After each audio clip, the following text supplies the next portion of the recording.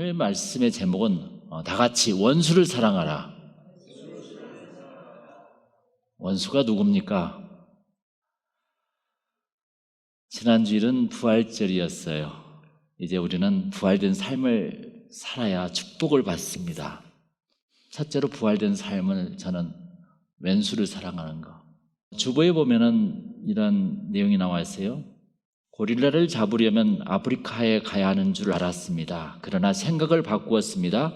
링컨의 고향에 가면 얼마든지 고릴라를 잡을 수 있기 때문이죠.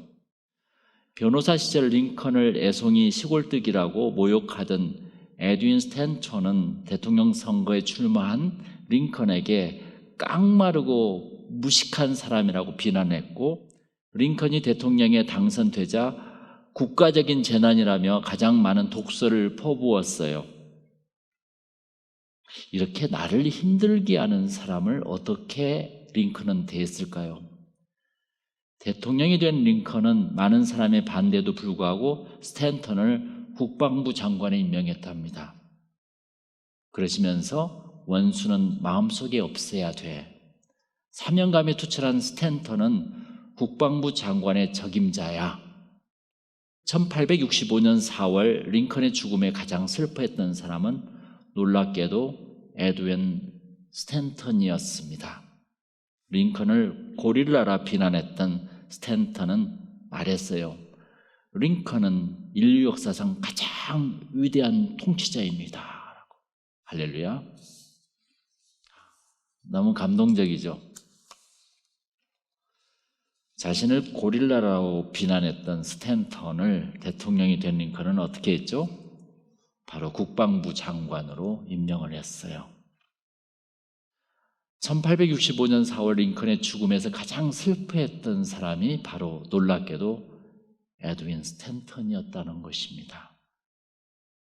여러분들에게 자신을 힘들게 하는 사람이 있습니까? 그 미운 사람을 어떻게 하면 좋을까요? 오늘 말씀에 예수님께서는 말씀하세요. 너의 원수를 사랑하라. 너희를 박해한 자를 위하여 기도하라. 여러분, 이게 무슨 뜻입니까? 오늘 함께 하나하나씩 우리 풀어나가 보자고요. 할렐루야. 첫째, 이 왼수는 누굽니까? 오늘 말씀에 마태복음을 계속 더 나가서 10장 정도 가면 있잖아요. 10장 36절에 사람의 원수가 집안 식군이라 이렇게 말씀해요. 여러분도 그렇게 생각합니까? 가까이 있는 사람이 원수 되기 쉽다는 거예요. 집안의 배우자, 형제, 자매, 그 다음에 아빠, 자녀, 엄마, 이런 관계, 친척, 친구, 이웃, 하물며 북한, 일본도 가까운 나라였잖아요. 그들이 원수였어요. 원수는 항상 가까이 있는 사람이었어요. 그렇죠?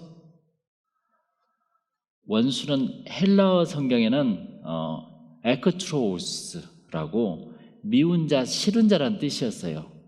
그런데 영어 성경에서는 이것을 enemy라고 번역했거든요. 그런데 한국 성경에서는 굉장히 왼수라는 표현을 써서 강조했습니다. 왜 그런지 아세요? 한국 사람들은 정말 많은 침범을, 거의 150번 이상의 침범을 받았대요. 외국으로부터, 적으로부터. 그러다 보니까 이 원수, 적에 대한 것이 참 지긋지긋한 것이죠. 그리고 유교 사상 속에서 있다 보니까 남녀 평등이 못 되는 것도 굉장히 많죠. 그런 어떤 상황 속에서 이 원수, 적이라는 표현을 그냥 적이라는 표현, 미운 사람이라는 표현을 쓰지 않고 원수라는 표현을 쓰게 되었던 것이죠. 지금 가장 나를 힘들게 한 사람이라고 보면 되는 거예요. 원수는 자기에게 상처를 주는 사람을 말한 거예요. 성경에서. 원뜻은. 할렐루야. 그러면 그 둘째로 미운 사람들, 그 적을 어떻게 대할 것인가? 이게 오늘의 가장 큰 포커스입니다. 유대인들에게 원수 같은 사람이 있었어요. 그게 누구인지 아세요? 예수였어요. 하여튼 유대인들이 가장 미워한 사람이 예수야. 유대인들은 그 예수를 십자가형으로 가장 비참하게 죽였어요. 그 원수가 자신의 구원자인데 그것을 모르고, 그래서 예수님은 그것을 미리 아시고 말씀하신 거예요. 그래서 여러분 45절 한번 볼래요? 이같이 한즉, 이게 무슨 말이에요?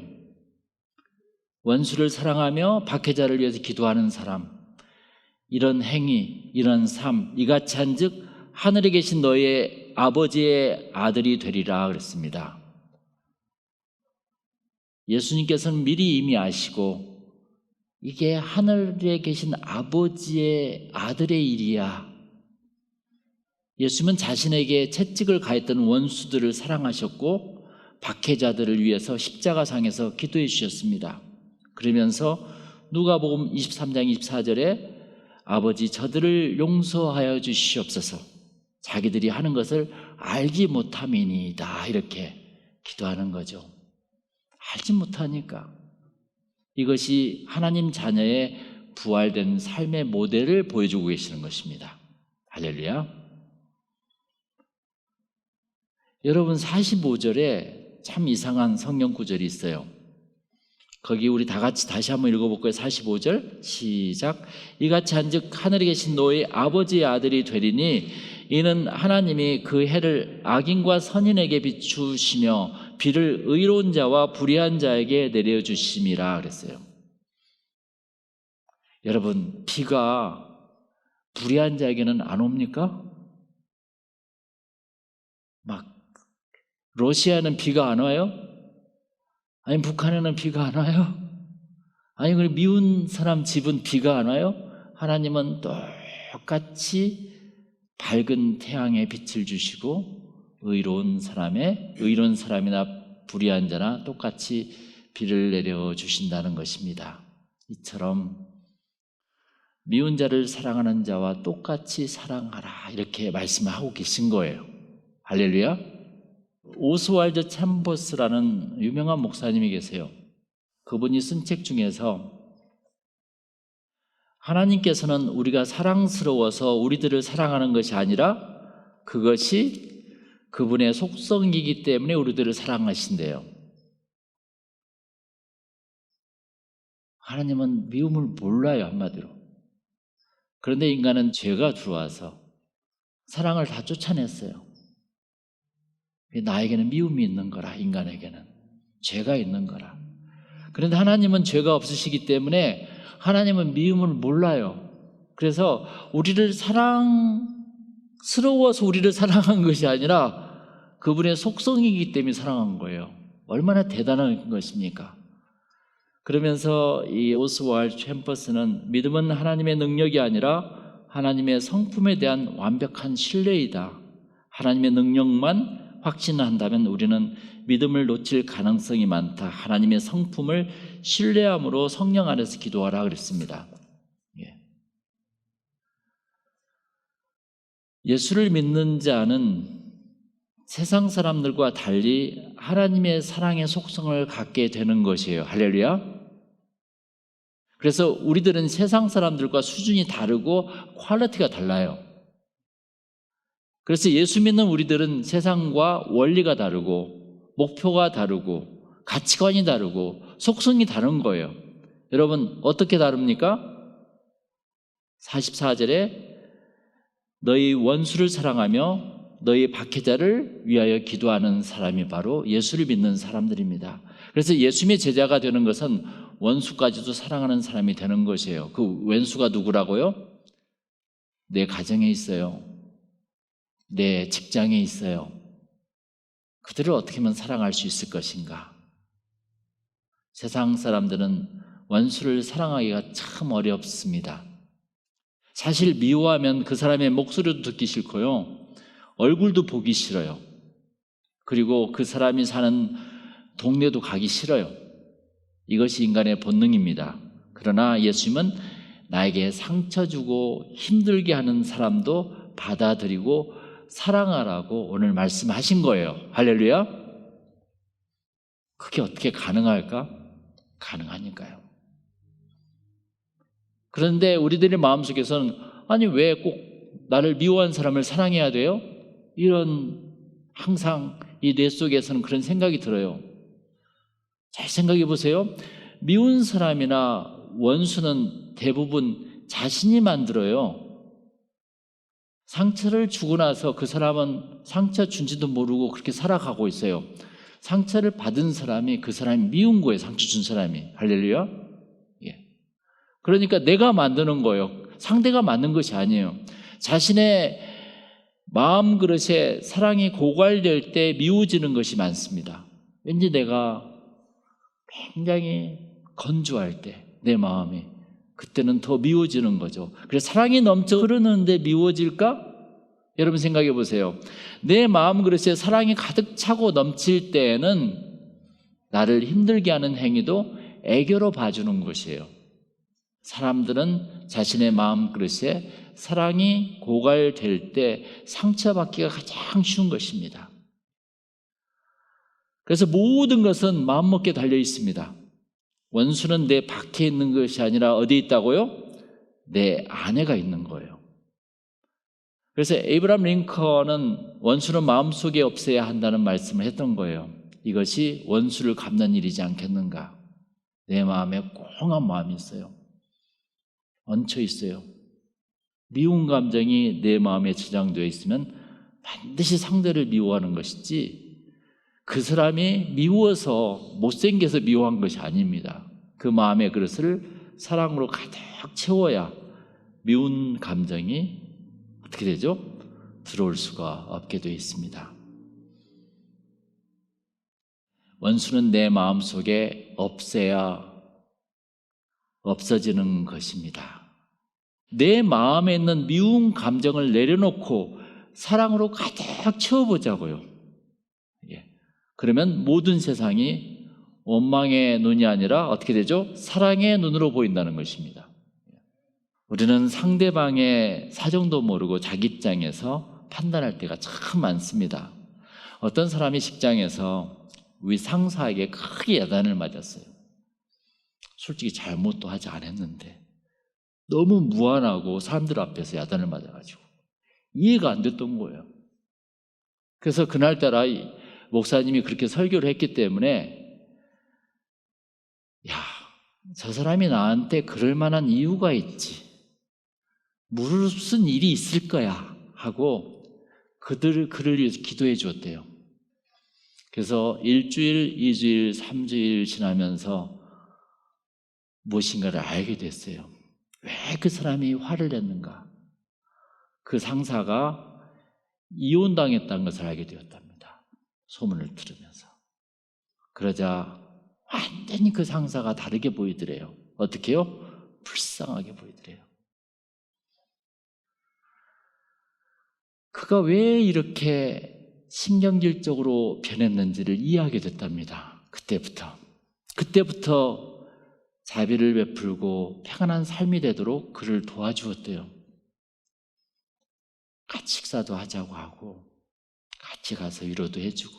그래서 그 상사는 너무 미안했다고 이제 사과를 받았다는 것이에요.